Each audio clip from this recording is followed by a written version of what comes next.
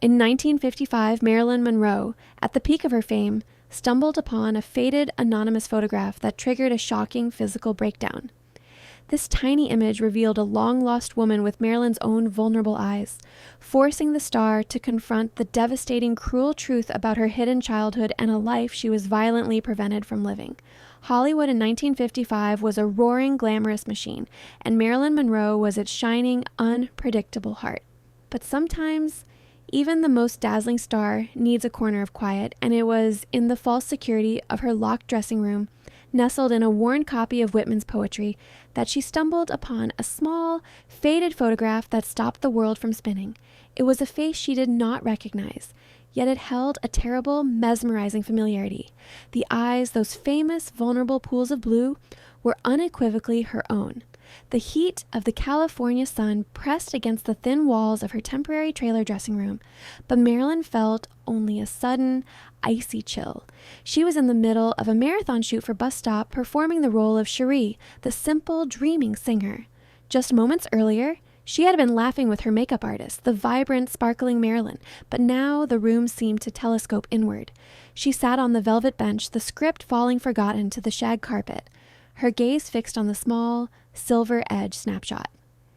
It was no larger than a cigarette lighter, clearly taken decades before, showing a woman in a simple, anonymous gingham dress, standing beside a crooked fence. The background was blurry, perhaps a field, perhaps the outskirts of a town no one remembered. This woman was older than Marilyn, her face etched with exhaustion and worry, yet, when the light caught her expression just right, the resemblance was startling. It was the face Marilyn saw in unguarded moments in the mirror. Norma Jeane's reflection, stripped of the polish, the foundation, and the glorious platinum artifice. The woman in the photo looked fragile, utterly lost, and fiercely lonely. Marilyn's breath hitched, a tiny, ragged sound that no one outside the room would ever hear. She had spent a lifetime running from the ghosts of her childhood, the endless moves, the fleeting faces of caregivers, the stark terror of institutions. And that simple piece of paper seemed to be the ghost finally catching her. This woman represented everything Marilyn had clawed her way out of. She was the mirror of the life that fame and fortune had barely managed to hide. Marilyn's hand, which had held the attention of millions and signed 7-figure contracts, trembled uncontrollably as she lifted the photograph closer. Why would someone send her this? Who was this woman? And more importantly, why did she look so much like the person Marilyn fought every single day not to become? A quick, sharp knock on the door, Pat Newcomb, calling her back to set, forced her back to reality. Marilyn scrambled, tucking the photo hastily into a hidden compartment of her handbag, wiping the sudden, shocking wetness from her cheeks before answering the door. The moment had passed in silence, but the earthquake it caused inside her was devastating. She had to smile, had to be Cherie, had to be Marilyn, but the image of those familiar, sad eyes was seared behind her own, blocking out the light. She realized then that this was not a casual fan letter or a forgotten souvenir. This was a direct communication from the past, a silent alarm bell ringing in the core of her identity. She emerged from the trailer, instantly luminous, the consummate star, yet she moved with the heavy, distracted grace of someone carrying a profound, unexpected sorrow. Those 24 square inches of faded paper contained an entire, untold history, a dark chapter of her own story that she never knew existed. And Marilyn knew, with the chilling certainty of fate, that she would not rest until she discovered the identity of the woman who shared her haunted, beautiful eyes. The woman in the picture looked back with an aching familiarity, her face a canvas painted by hardship, but her eyes, those eyes were the undeniable mirror of Marilyn's own soul, only dimmed by years of struggle instead of brightened by stage lights. She was dressed plainly, standing in a doorway that suggested nothing more than a forgotten room in a forgotten place, an image of quiet, aching anonymity that terrified the world's most famous woman. Marilyn spent the entire day on set masking a crisis, forcing herself to be the bubbly, effortless Cherie while her thoughts replayed the photograph like a relentless, haunting film reel. Every smile felt like a betrayal. Every line delivered a monumental lie. The crew, the lights, the director, they all demanded Marilyn, the persona, the illusion. But inside, Norma Jeane was desperately trying to protect the secret crumpled in her handbag. The sheer force required to keep her own fear from spilling onto the soundstage was exhausting, and by late evening, she felt dangerously close to splintering. She knew she couldn't bear the secret alone, not this one. Later that night, in her Beverly Hills home, she made a single, secretive phone call to the only person she truly trusted in that dizzying world, Natasha, the quiet, discerning wife of a respected acting coach, a woman who saw the difference between the diamond and the woman wearing it. When Natasha arrived, Marilyn didn't speak. She simply pulled the tiny photo from its hiding place and pushed it across the marble table, her hand shaking. Natasha, always composed, picked it up and studied it in the soft lamplight. Her reaction was instantaneous and terrible. She didn't gasp or cry out. She just looked up at Marilyn with a sorrowful confirmation in her eyes, a look that said, "Yes, darling, I see it too." That shared, silent acknowledgement was the first weight lifted from Marilyn's chest, and yet the heaviest burden of all remained. "Who is she, Natasha? Why does she look like the ghost of my mother's illness?" Marilyn whispered, the name of her mother's mental health struggle hanging heavy in the air, the deep confusion and instability that had overshadowed her early life. The woman in the photo looked just as vulnerable, just as unprotected, and Marilyn realized with a horrifying clarity that this was the life she was meant to have. Poor, abandoned, suffering in silence. That face with its weary resignation represented the dark inheritance that Marilyn felt ticking, like a time bomb beneath her glittering veneer. She told Natasha that the photo felt like a challenge from fate, a direct message that success could be snatched away, leaving her exactly where she began, alone and facing the quiet desperation of true poverty.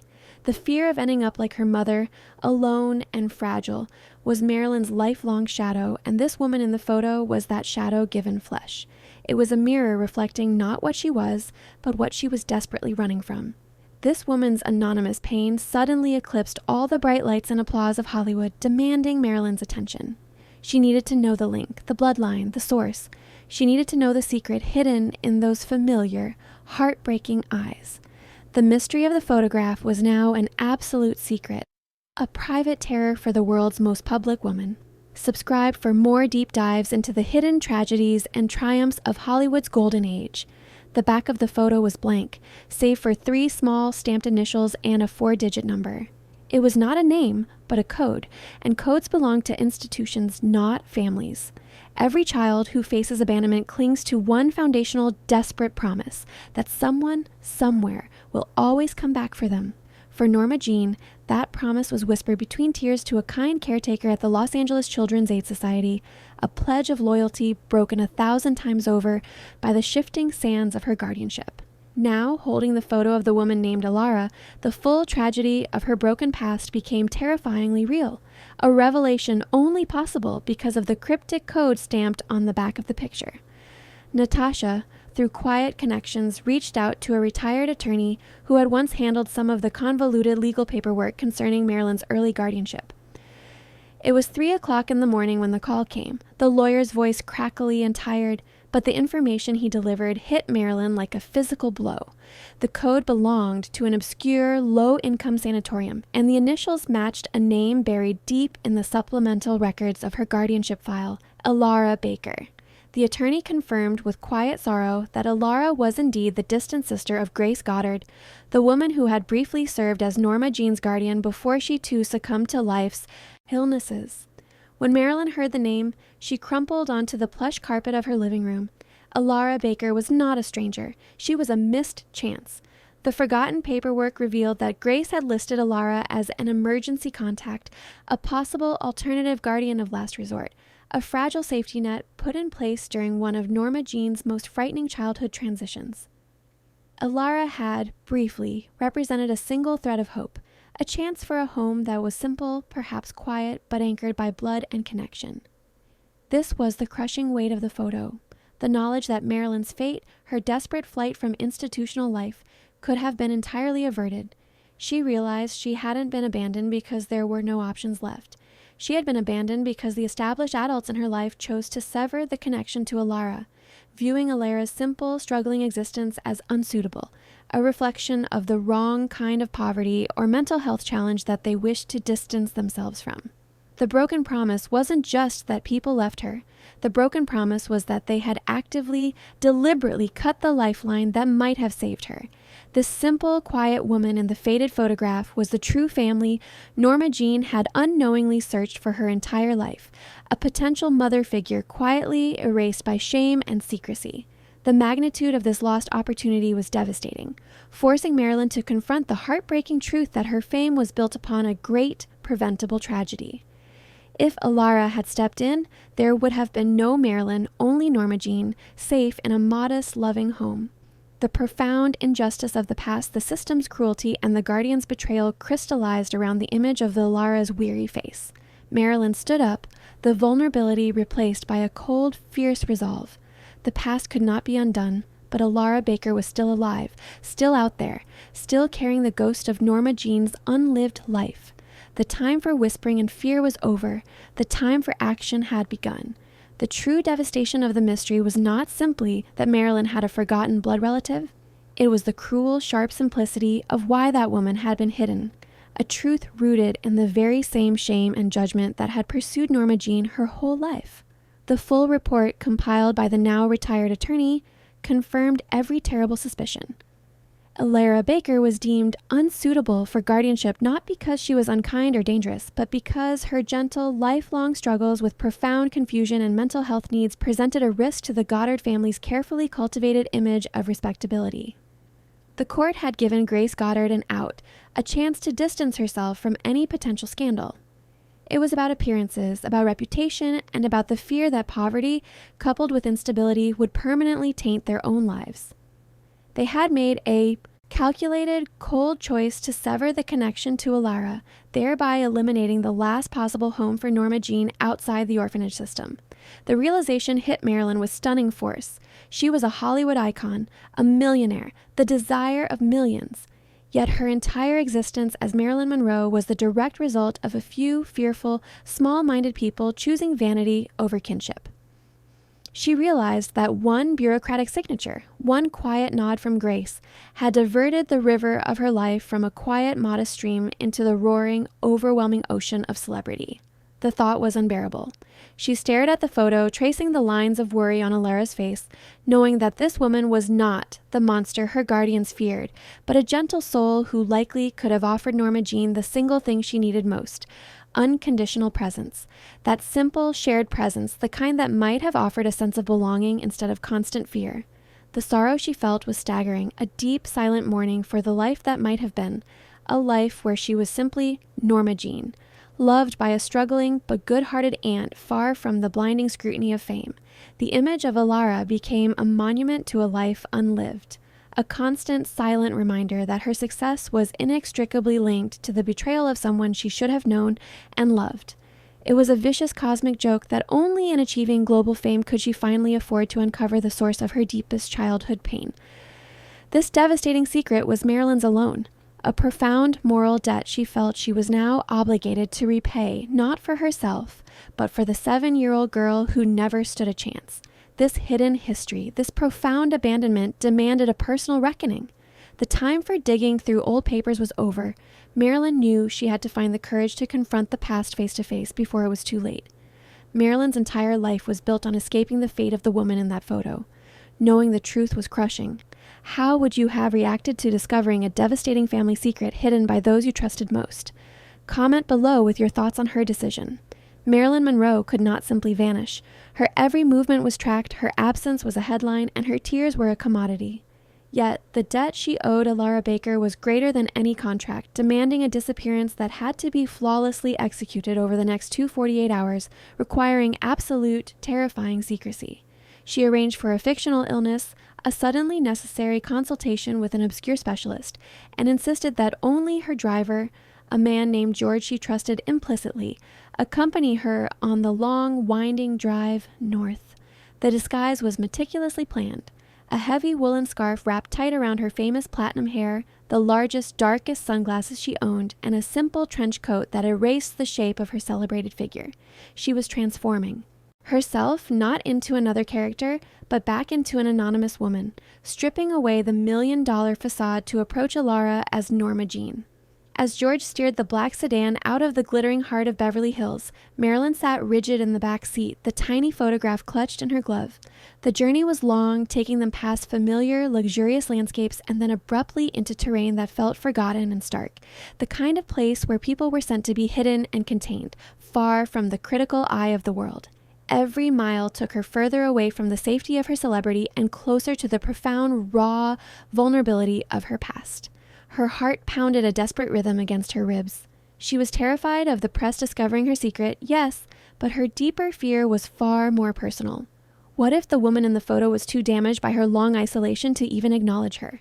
What if Elara looked at her and saw only a glamorous stranger, confirming that the last physical link to her family was irrevocably broken? She fought a rising tide of panic, reminding herself that she was not going to the sanatorium to be saved, but to be the savior. To right a 30-year-old wrong.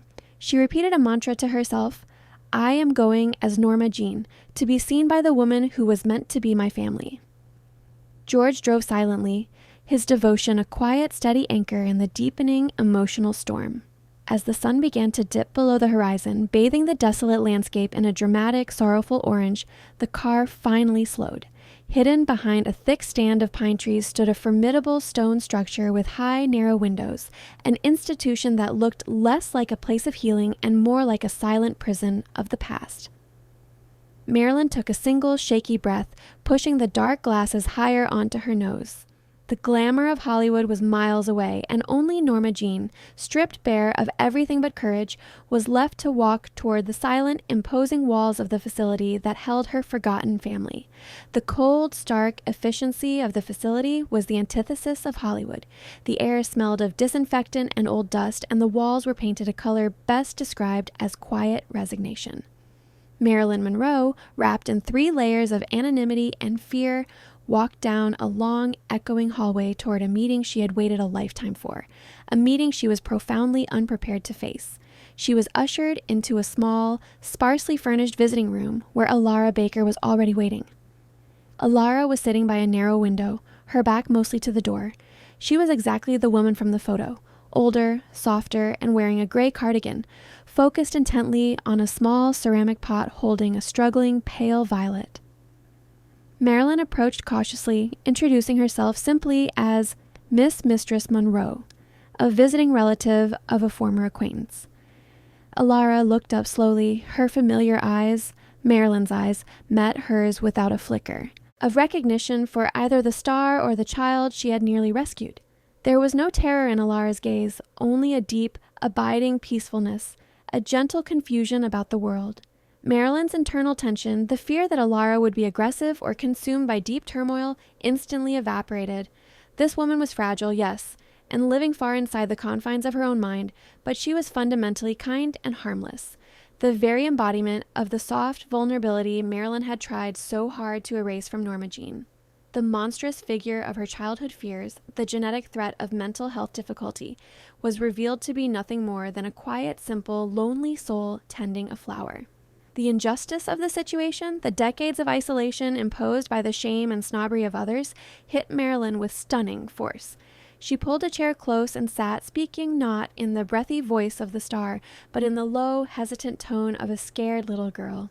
She talked about the weather, about the long drive, about the small, dying violet, and Elara would occasionally nod or offer a quiet, simple sentence about the importance of light. It was the most normal, most terrifyingly undramatic conversation Marilyn had ever experienced.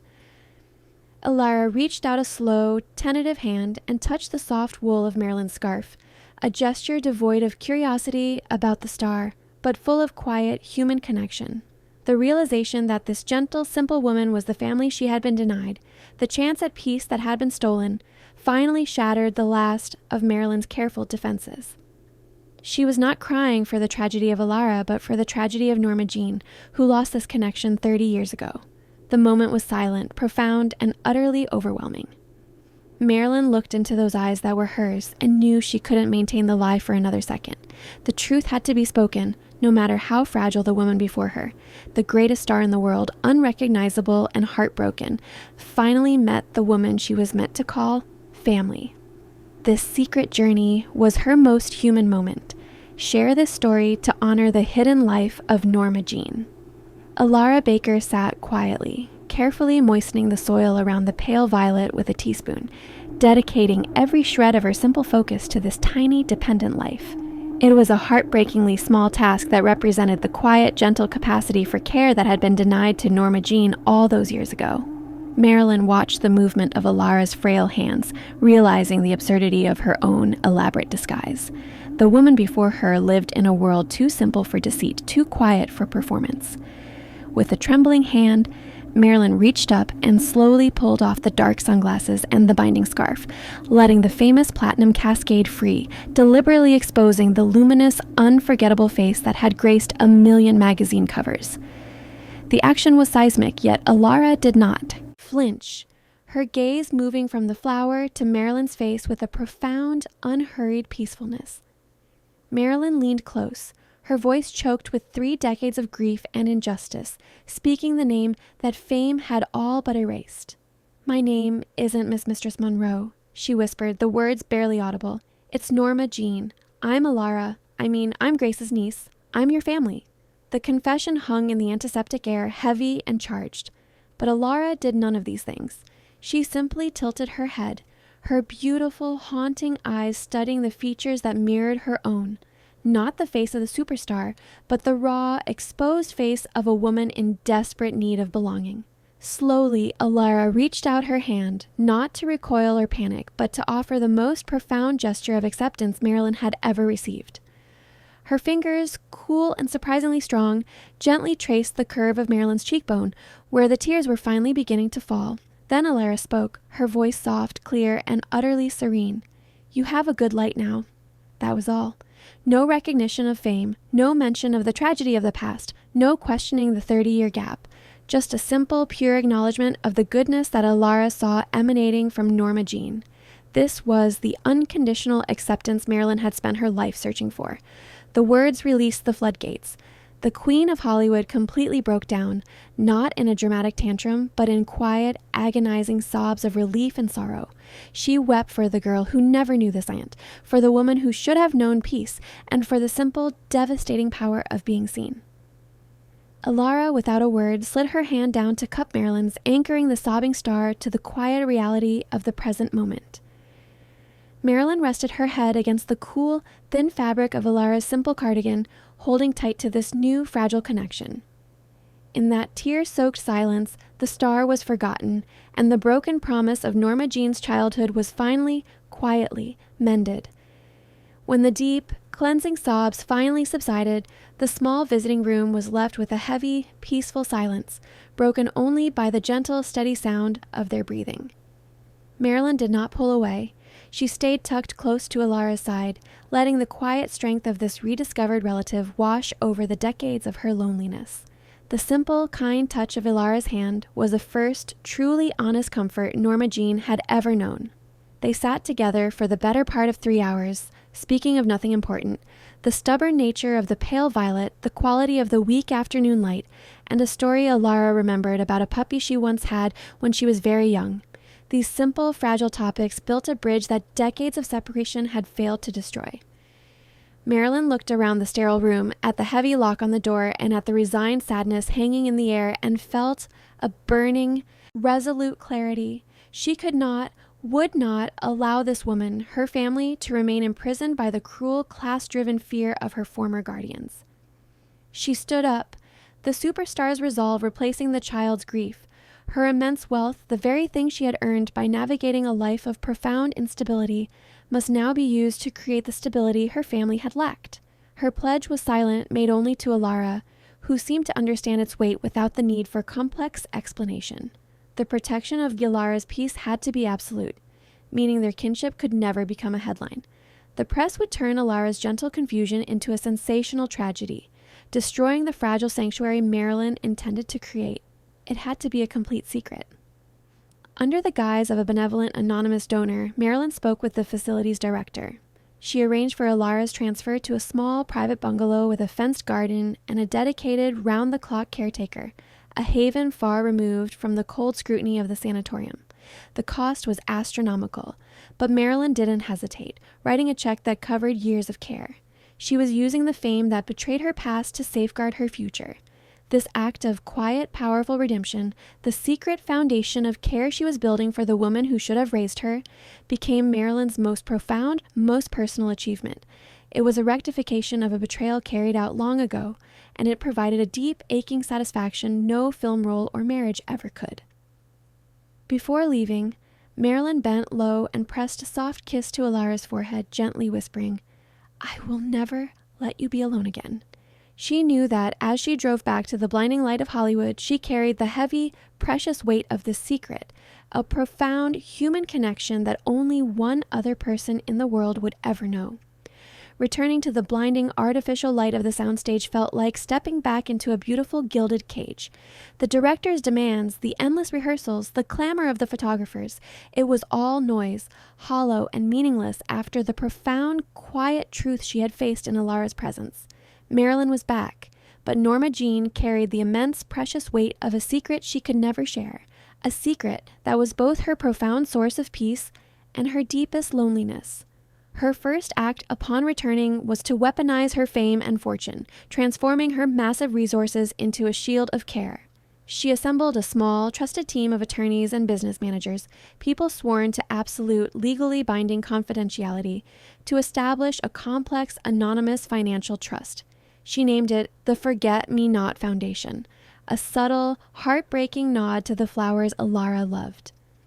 This foundation was funded to cover every conceivable comfort and need for Elara's private care for the rest of her natural life, ensuring she would never again experience the cold indifference of an institution. Marilyn insisted on handling the physical gifts herself. Each month, she sent a package filled not with diamonds or luxury items, but with small, deeply personal tokens of affection. A soft cashmere shawl in a gentle gray, a rare imported tea, simple books with large print, and tiny bottles of a pure rose scent, knowing Elara's simple tastes. These were acts of pure, simple kinship, things a loving relative would send, and she addressed the packages herself using a simple pseudonym, Miss Monroe. Her celebrity friends and colleagues often complained that Marilyn was more distant, more preoccupied, or less available, mistaking her focus for a distraction or moodiness. They had no idea that her true, most vital emotional life was being lived out miles away in a quiet bungalow, tending to a secret that defined her goodness. The burden was immense. She could not celebrate this profound act of redemption, nor could she seek comfort or praise for it. Her greatest act of love had to be born in total isolation, making her feel intensely alone even in the most crowded rooms. Yet, when the exhaustion of being Marilyn became too much, the thought of Elara, safe and surrounded by sunlight and warmth thanks to her, was a hidden well of strength. It was the only time she truly felt like she had succeeded in something meaningful, something that transcended the transient applause of Hollywood. She knew with fierce certainty that this silent, secret devotion to her aunt was the purest expression of the loving Norma Jeane that the world had tried to destroy. This clandestine foundation became the final, unshakable evidence that the generous, empathetic Norma Jeane, the girl who craved family, was still alive beneath the star. And as the calendar moved into the tragic summer of 1962, Marilyn prepared for what would be one of her final, most poignant visits to her beloved hidden relative. The year was 1962, and the air around Marilyn Monroe was thick with a heavy, unspoken sorrow.